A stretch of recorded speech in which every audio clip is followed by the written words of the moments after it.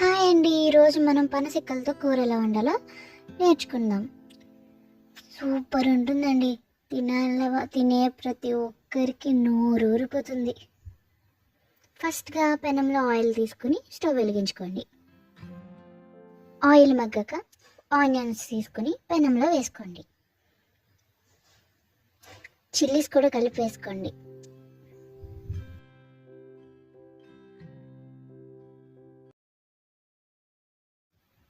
బాగా వేగించండి.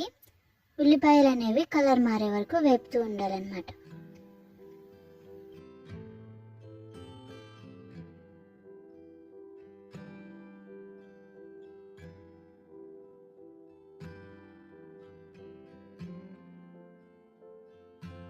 కొంచెం ఒక స్పూన్ కల్లుప్పు తీసుకుని కూరలో వేసుకోవాలి.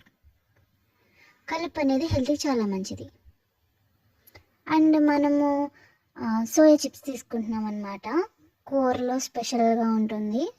గ్రేవీ కోసం వేసుకుంటున్నాం. ఇది ఆప్షనల్, మీరు వేసుకోకపోయినా ఓకే. తీసుకుని పక్కన పెట్టుకుంటున్నాం అన్నమాట.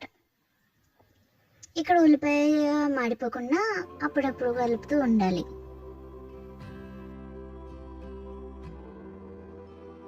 ఇప్పుడు క్యాప్సికమ్ తీసుకొని వేసుకోండి. ఉల్లిపాయ కొంచెం మగ్గిన తర్వాత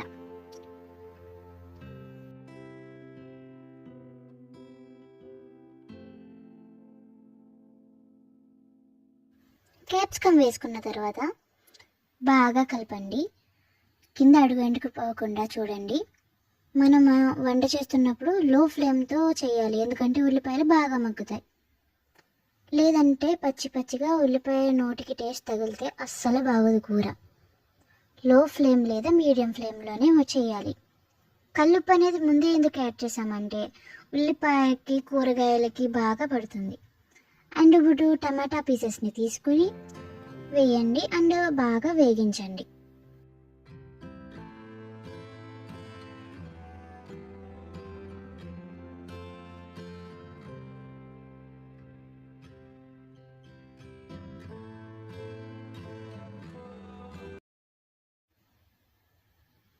ఇప్పుడు మన కూర హైలైట్ అయిన పనసెక్కల్ని కూరలో వేసి బాగా మగ్గించండి.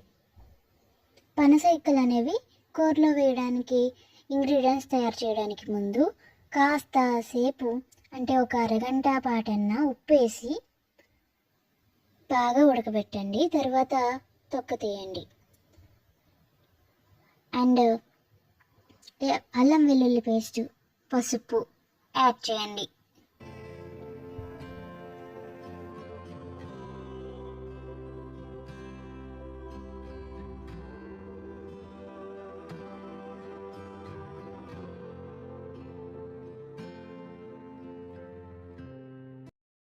కూర బాగా మిక్స్ అయ్యే వరకు కలపండి.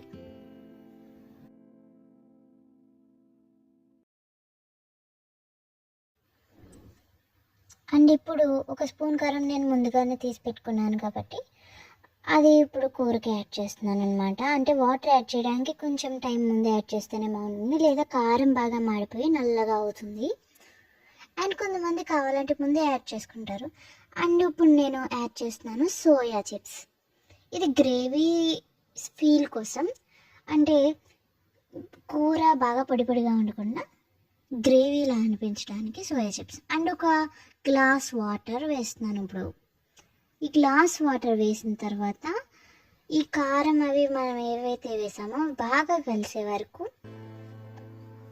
కొంచెం గరిటెతో కలపండి.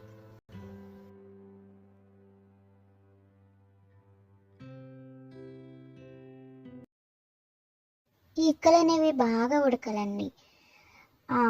సెమీగా కొంచెం పచ్చిగా మనం తినడానికి ఉండేటట్లా ఉడికి పెట్టుకోకపోతే కూరలో ఉడకడానికి చాలా టైం పడుతుంది. ఇవి జీడిపప్పుతో కూర వండుకున్నట్టు ఉంటాయి. చాలా హెల్త్కి మంచిదండి. అండ్ ఇప్పుడు నేను మూత తీసుకొని పెడుతున్నాను పెనంకి. మూత పెట్టేసి బాగా మగ్గనిస్తే వాటర్ అంతా పోయేలా చూడకండి. అప్పుడప్పుడు మూత తీసి గరిటెతో కలపండి.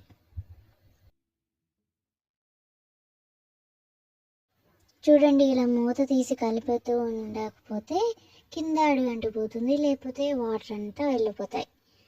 బాగా మగ్గిన గింజలు, ఆహా భలే ఉంటుంది. ఇప్పుడు కొంచెం రుచి, ఉప్పు సరిపోయిందో లేదో చూద్దాం. ఎలా ఉందో చూద్దాము. వావ్, సూపర్ ఉంది. Thank you for the watching.